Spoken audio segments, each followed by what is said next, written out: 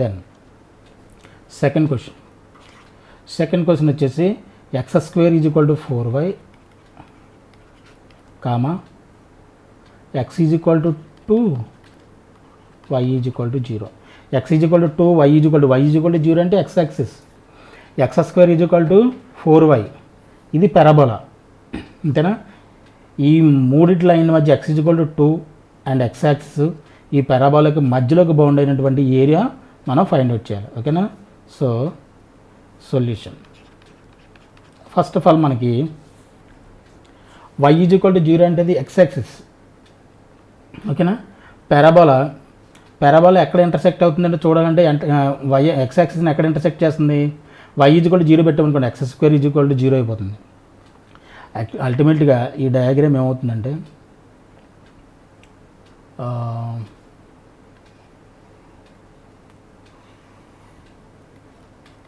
X axis, why axis ఇది origin. Parabola ఏ విధంగా ఉంటుంది,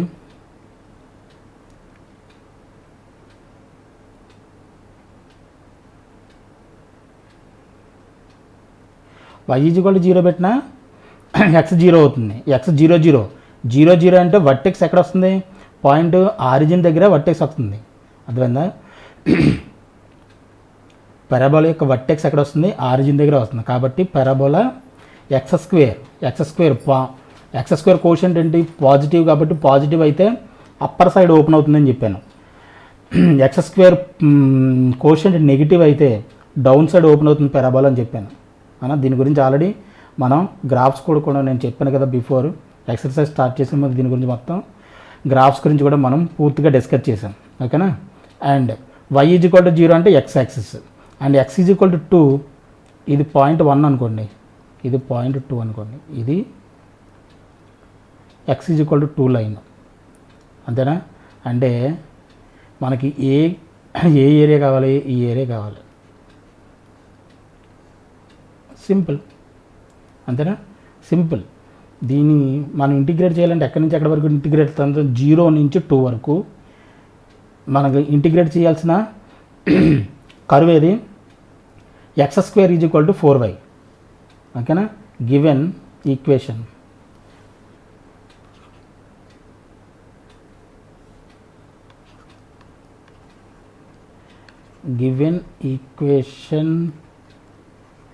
ఆఫ్ ది కర్వ్ ఏమిచ్చాడు మనకి, x square is equal to 4y. This implies y is equal to ఎంత అవుతుంది, ఎక్స్ స్క్వేర్ బై 4 అవుతుంది. y is equal to x square by 4 మనం ఎందుకు రాసే విధంగా మనం టువర్డ్స్ ఎక్స్ యాక్సిస్ చేస్తాం. ఎందుకంటే మన గ్రాఫ్ 0 to 2 ఈ గ్రాఫ్ని ఈ విధంగా మనం ఇంటిగ్రేట్ చేయడమే మనకి ఈజీ. టువర్డ్స్ ఎక్స్ యాక్సిస్ చేయాలి. టువర్డ్స్ ఎక్స్ యాక్సిస్ చేయాలంటే మనం ఏ ఫార్మాట్ యూజ్ చేస్తాం, ఫస్ట్ ఫార్మాట్ y dx. అందువల్ల ఫంక్షన్ ఇన్ టర్మ్స్ ఆఫ్ ఎక్స్లో కావాలి. అంటే y is equal to sum function in X అని రాసుకోవాలి. అంటే y is equal to x square by 4 అని రాసుకోవాలి. అంతే కదా. మన ఫార్మాట్ ఇంటిగ్రల్లో y dx చేస్తాం. y is equal to nothing but ఏంటి, y is equal to FX. y is equal to f x అంటే function in terms of x అని అర్థం. అంటే y is equal to some expression in terms of ఎక్స్లోకి మనం మార్చుకొని రాసుకోవాలి. అర్థమైందా. అందుకని y is equal to x square by 4 కింద రాసాం. ఇప్పుడు దీన్ని ఇంటిగ్రేట్ చేయడం మనకి చాలా ఈజీ. ఏ విధంగా ఇంటిగ్రేట్ చేస్తాం, required area is equal to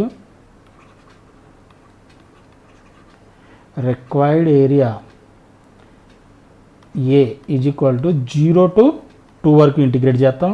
దేన్ని ఇంటిగ్రేట్ చేస్తాం, ఎక్స్ స్క్వేర్ బై 4ని dx.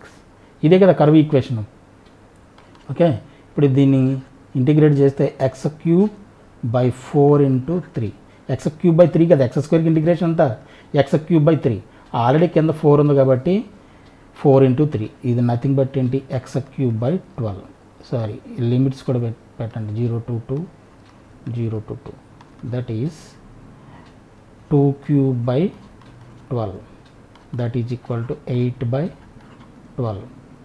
4 ఎన్నిసార్లు వెళ్తుంది, 2 times, కింద 3 times.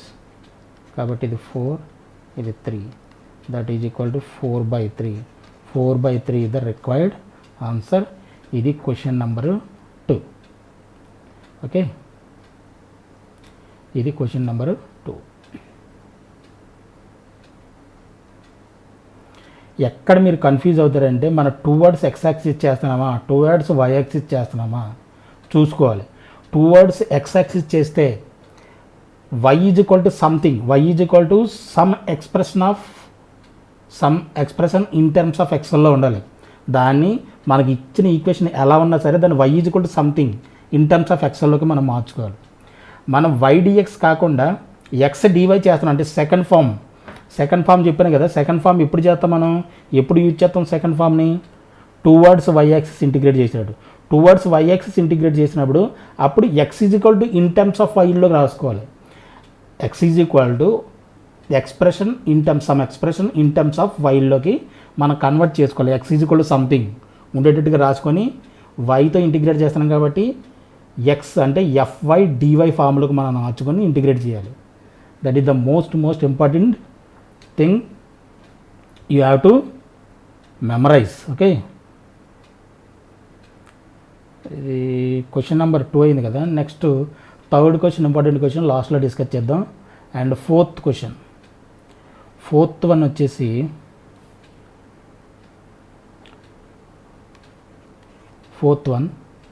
y is equal to x square, y is equal to 2x, y is equal to x square, y is equal to 2x.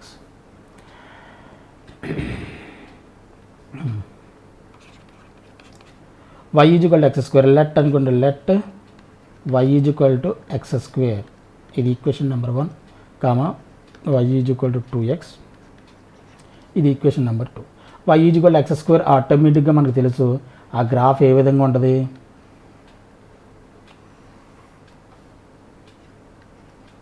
y is equal to x square quotient positive అయితే parabola open upwards అని చెప్పాను కదా. అంటే graph ఏ విధంగా open అవుతుంది, upwards open అవుతుంది. అంటే ఈ విధంగా ఓపెన్ ఉంటుంది పారాబోలా.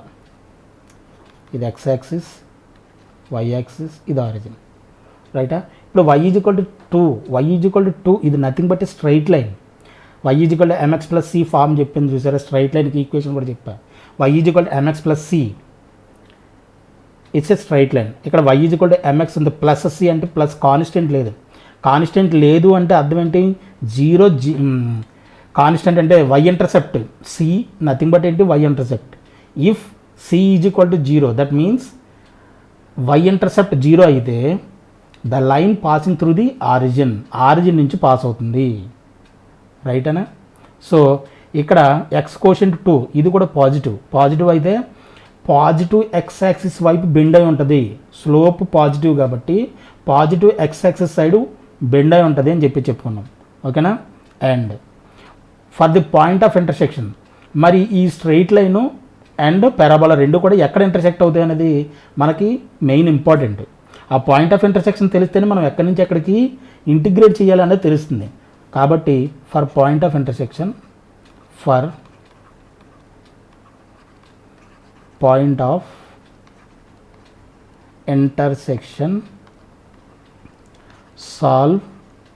1 and 2, ఈ రెండింటిని సాల్వ్ చేయాలి.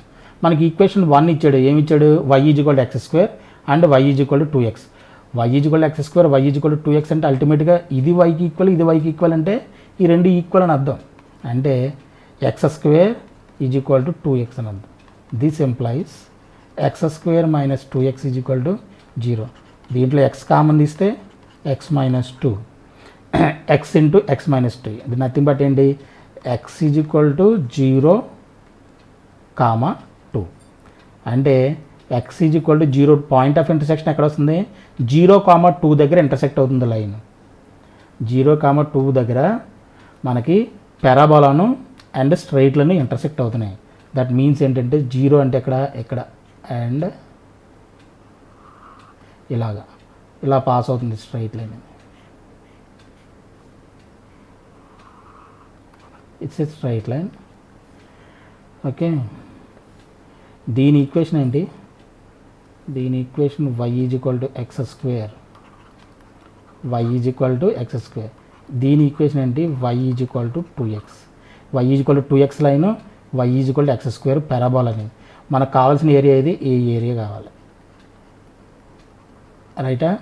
ఈ ఏరియా కావాలి. ఈ ఏరియా ఫైండ్ అవుట్ చేయాలంటే ఇక్కడ ఎక్కడ ఇంటర్సెక్ట్ అయింది, 2 దగ్గర ఇంటర్సెక్ట్ అయింది, ఇది 2. కాబట్టి 0 నుంచి 2 వరకు ఇంటిగ్రేట్ చేయాలి. అండ్ ఈ 0 నుంచి 2 వరకు కూడాను దేని గ్రాఫ్ పైన ఉంది, దేని గ్రాఫ్ పైన ఉంది, స్ట్రైట్ లైన్ యొక్క గ్రాఫ్ పైన ఉంది. అండ్ కింద ఏముంది, పెరాబోలా యొక్క గ్రాఫ్ కింద ఉంది. కాబట్టి ఏం చేయాలి, మనం స్ట్రైట్ లైన్ ఈక్వేషన్లోంచి పెరాబోలా ఈక్వేషన్ సబ్ట్రాక్ట్ చేయాలి. అది కూడా మోస్ట్ ఇంపార్టెంట్ చెప్పాను కదా, ఎఫ్ఎక్స్ మైనస్ జిఎక్స్ ఇంటిగ్రేట్ చేసేటప్పుడు ఎఫ్ఎక్స్ మైనస్ జిఎక్స్ చేయాలని. So required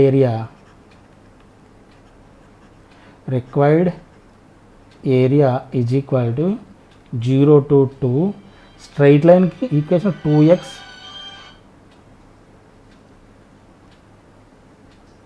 2x minus x square d x that is equal to 0 to 2. Direct integrate చేసేయండి. ఇంటిగ్రేట్ చేస్తే ఏమవుతుంది, 2x square by 2 minus x cube by 3, 0 to 2. Okay, ఇప్పుడు ఏమవుతుంది, 2 2 cancel అయిపోతే ఇదేమవుతుంది 2 square, upper limit పెట్టండి, 2 square 2 cube by 3 minus 0 పెడితే ఇది మొత్తం 0 0 0 అయిపోతుంది. ఇది ఏమవుతుంది 4 మైనస్ 8/3. ఎల్సిఎం చేస్తే 3 12 minus 8 that is equal to 4/3. 4/3 is the answer. ఇది క్వశ్చన్ నెంబర్ 4. ఓకే, ఇది క్వశ్చన్ నెంబర్ 4.